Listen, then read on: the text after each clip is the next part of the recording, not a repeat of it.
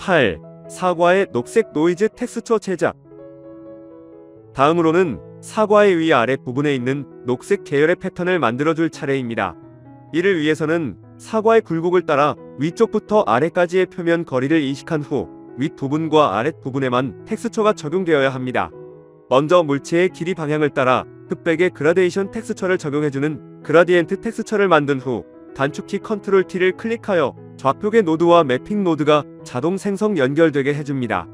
이때 그라디엔트 텍스처가 사과의 위쪽부터 아래까지 표면 굴곡을 따라 거리를 인식할 수 있게 하기 위해 좌표계 노드를 UV 방식으로 바꿔줍니다. UV 방식은 UV 좌표계와 우리가 전 단계에서 펼친 UV 맵을 사용하여 텍스처의 좌표를 계산합니다. 매핑 노드의 타입도 UV 방식에 맞게 텍스처로 바꿔줍니다. 이어서 그라디엔트 텍스처에 원하는 색상을 지정하기 위해 컬러 램프 노드를 만들어 연결합니다. 이제 현재 상태가 사과에서 어떻게 보이는지를 확인하기 위해 단축키 컨트롤 쉬프트를 누른 채 컬러 램프 노드를 클릭합니다. 그 결과 텍스처가 사과의 가로 방향으로 적용된 것을 확인할 수 있습니다. 세로 방향으로 바꾸기 위해 매핑 노드의 로테이트 Z 값을 90으로 줍니다. 이렇게 하여 현재 컬러 램프의 위치가 0인 검은색 부분이 사과의 아래쪽에 적용되었고 위치가 1인 흰색 부분이 사과의 위쪽에 적용되었습니다. 이제 컬러 램프 노드에서 사과의 위쪽과 아래쪽에 녹색 계열의 색상이 오도록 지정한 후 색상의 위치를 조정합니다. 그리고 중앙은 검은색으로 지정하되 실제로 사용할 색이 아니므로 알파 값을 0으로 주어서 투명하게 만듭니다. 이번에는 사진에서 색상을 추출하지 않고 직접 적당하게 지정해 보겠습니다.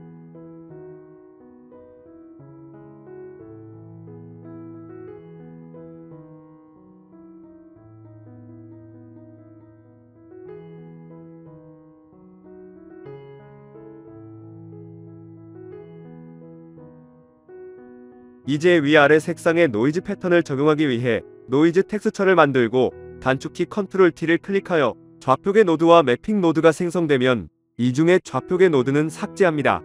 전 단계에서 노이즈 텍스처에 적용한 방식대로 오브젝트 좌표계를 매핑 노드의 벡터에 연결하고 매핑 노드의 타입도 노멀로 바꿔줍니다.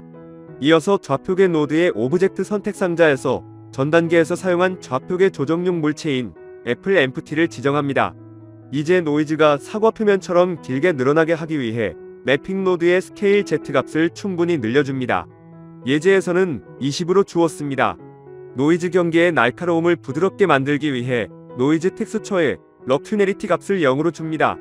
마지막으로 사과 위아래 색상과 노이즈 텍스처를 합성하기 위해 믹스 노드를 만들어서 그라디언트 텍스처와 칼라 램프 사이에 위치시켜 자동 연결되게 합니다. 노이즈 텍스처도 믹스 노드의 B에 연결합니다. 그리고 믹스 노드의 팩터 값을 0.15로 낮추어서 녹색 영역이 더 많이 드러나게 합니다. 그 결과 위아래 녹색 영역의 노이즈 패턴이 충분히 적용된 것을 볼 수 있습니다. 이제 이 녹색의 노이즈 패턴과 앞서 만든 붉은색 노이즈 패턴을 합성할 차례입니다.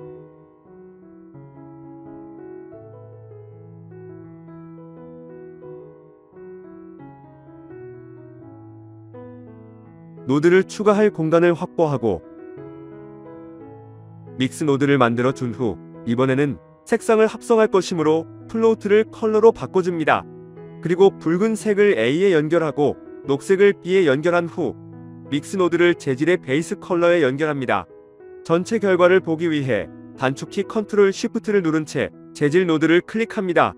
선명하고 밝은 색상의 결과물을 내기 위해 합성 방식을 믹스에서 라이튼으로 바꿔주고 녹색이 좀 더 잘 드러나도록 팩터 값을 0.7로 높여줍니다.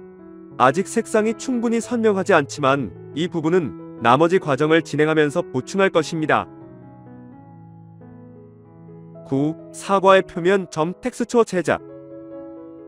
이제 사과 표면에 점들을 만들어줄 차례입니다. 보로노이 텍스처를 만들고 단축키 컨트롤 쉬프트를 누른 채 노드를 클릭하여 결과를 관찰합니다. 스케일을 40으로 늘려서 점의 개수는 늘리고 크기는 줄여줍니다. 자연스러운 불규칙성을 더해주기 위해 노이즈 텍스처를 만들고 팩터를 보로노이의 디테일에 연결해줍니다. 이제 칼라 램프를 만들어서 보로노이의 점이 밝은 붉은색 계통의 색이 되게 하고 바탕은 알파 값이 0인 검은색이 되게 한 후 컬러 스톱의 간격을 조정하여 점의 크기는 줄이고 경계의 선명도는 증가시킵니다.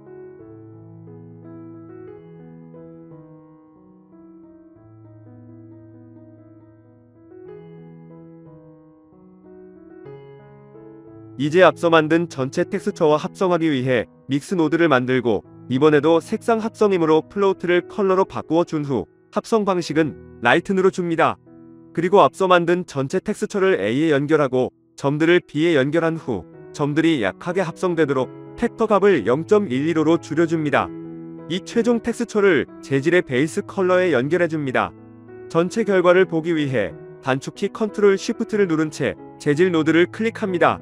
여기까지 재질의 베이스 컬러를 위한 텍스처 작업이 끝났습니다.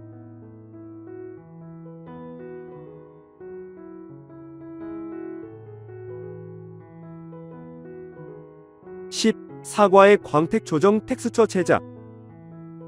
이제 재질에서 광택 정도를 조정해주는 러프니스 속성에 연결할 흑백의 광택 조정 텍스처를 만들 차례입니다. 여기서 한 가지 미리 생각할 중요한 점은, 러프니스 속성은 그 이름의 의미가 거칠기이듯이 정확하게는 매끄러움이나 광택의 반대인 거칠기 속성을 조정한다는 것입니다. 그래서 연결되는 텍스처에서 높은 값인 흰색에 가까운 부분일수록 광택이 줄어들고, 낮은 값인 검은색에 가까울수록 광택이 증가한다는 것입니다. 우선 사과에서 광택이 가장 적은 곳은 햇빛을 덜 받아서 덜 익고 윤기가 적으며 먼지 등도 잘 쌓이는 위아래 홈 부근의 녹색 텍스처 영역입니다. 그 다음으로는 흩어진 점들과 각점의 둘레입니다. 그리고 광택이 가장 강한 나머지 붉은색 영역은 붉은색 노이즈 텍스처의 패턴처럼 불규칙하게 약간의 광택 차이가 나타납니다. 먼저 점들의 영역과 색상을 조정하기 위해 만든 컬러 램프를 선택한 후 단축키 Shift D를 클릭하여 복사해준 후 이것을 변형하여 점들 주변의 광택 조정을 위한 텍스처를 만들어줍니다. 이를 위해 분홍색을 흰색으로 바꿔주고, 기존 점의 주변 영역까지 광택 조정 효과가 적용되도록 검은색인 1번 컬러 스톱을 점의 3배 정도 되도록 넓게 이동시켜주고 알파 값도 다시 1로 높여줍니다. 그리고 원본과 마찬가지로 보로노이 텍스처의 디스턴스와 연결합니다.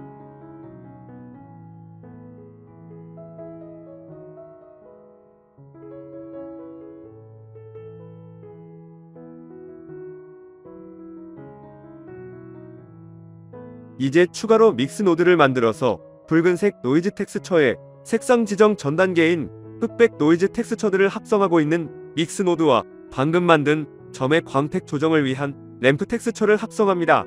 B에 연결된 광택이 더 적은 점 텍스처가 더 큰 영향력을 가지도록 팩터 값을 0.7로 줍니다. 이어서 새로운 믹스 노드를 만든 후 방금 전에 만든 믹스 노드와 녹색 텍스처를 합성하되 B에 연결된 광택이 가장 적은 녹색 텍스처가 더 큰 영향력을 가지도록 팩터 값을 0.7로 줍니다. 이제 단축키 컨트롤 쉬프트를 누른 채 광택 조정을 위한 이 최종 믹스 노드를 클릭하여 사과에 적용된 상태를 확인합니다. 그리고 색상 텍스처와 함께 관찰하기 위해 재질의 색상 텍스처와 광택 조정 텍스처를 연결하여 확인합니다. 그 결과 광택이 너무 강한 것을 알 수 있습니다. 이 문제를 해결하기 위해 맵 레인지 노드를 만들어 연결한 후 투민을 0.2로 주고 투맥스를 1.3으로 줍니다. 맵 레인지 노드는 입력된 값을 0부터 1까지로 정규화시킨 후에 그 값의 폭을 변화시키는 것입니다. 예제에서는 최소값을 0.2로 높여주었고 최대값을 1.3으로 높여주었습니다. 광택 조정 속성인 러프니스는 값이 높을수록 광택이 줄어들기 때문에 전체적으로 광택이 줄어들게 하는 효과를 준 것입니다. 11. 사과의 요철 조정 텍스처 제작. 이제 마지막으로 표면의 요철 정도를 조정하는 텍스처를 만들 차례입니다. 사과의 요철은 흩어진 점들이 가장 많이 돌출되었고 나머지 부분은 입혀진 노이즈 텍스처의 패턴을 따라 약하게 요철을 형성합니다. 그래서 각각의 요철 효과를 지정한 후 그 두 가지 요철 효과를 하나로 합성해줍니다. 먼저 범프 노드를 하나 만든 후 복사하여 두 개가 되게 합니다. 그리고 광택 조정 텍스처를 만들 때와 같이 흑백의 노이즈 텍스처들을 합성하고 있는 믹스 노드의 출력 부분을 범프 노드의 하이트 속성에 연결한 후 마찬가지로 점들을 형성하는 칼라 램프의 알파 출력 값을 나머지 범프 노드의 하이트 속성에 연결한 후 노이즈 텍스처를 위한 범프의 스트렝스 값은 0.03으로 주고 점들을 위한 범프의 스트렝스 값은 그 2배인 0.06으로 줍니다. 이제 벡터 매스 노드를 만든 후 연산자를 기본 값인 add로 두고 두 범프 노드의 출력 값을 연결하여 더해줍니다. 그리고 벡터 매스의 출력 값을 재질의 노멀 속성에 연결하여 요철 값을 적용합니다.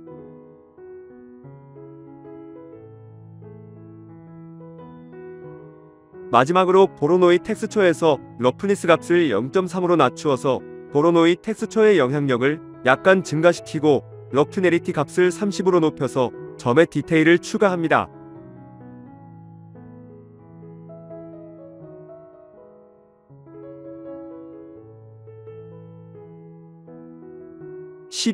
사과 꼭지 텍스처 제작과 최종 렌더링.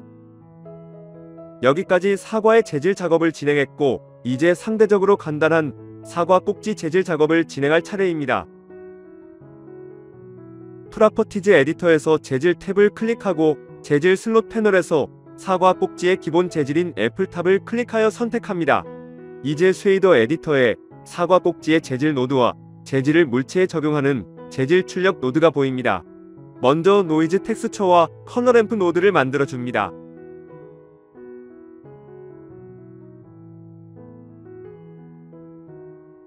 컬러 램프에 컬러 스톱을 하나 더 추가하여 각각 꼭지에 적용할 색상을 원하는 대로 지정합니다. 노이즈 텍스처에 자연스럽고 다양한 변화를 주기 위해서는 가운데를 어두운 색으로 지정하고 양옆을 밝은 색으로 지정하는 것이 좋습니다. 이제 노이즈 텍스처를 컬러 램프에 연결하고 컬러 램프를 재질의 베이스 컬러에 연결합니다. 그리고 세부 묘사의 수준을 높이기 위해 노이즈의 스케일 값을 9로 높여주었고 디테일 값도 2.5로 높여주었고 디스토션 값도 0.5로 높여주었습니다. 이제 컬러 램프의 컬러 스톱 위치를 원하는 대로 미세 조정하고 필요하다면 색상도 추가로 조정합니다. 이어서 노이즈의 팩터 값을 광택 조정 속성에 연결하여 광택에도 자연스러운 변화를 줍니다. 마지막으로 범프 노드를 만든 후 노이즈의 팩터 값을 범프 노드의 하이트 속성에 연결하고 범프의 노멀 속성을 재질의 노멀 속성에 연결해줍니다. 스트렝스 값을 0.1로 낮추어줍니다. 이렇게 하여 사과의 재질 작업이 모두 끝났습니다. 이제 단축키 F12를 클릭하여 렌더링을 진행한 후 이미지를 저장합니다. 이상으로 사과의 모든 재질 작업이 끝났습니다. 다음 강의에서는 장면을 고품질로 빠르게 렌더링하기 위한 최적의 렌더링 세팅과 프로시저럴 텍스처를 이미지 텍스처로 변환하는 베이킹 작업을 진행해 보겠습니다. 수고하셨습니다.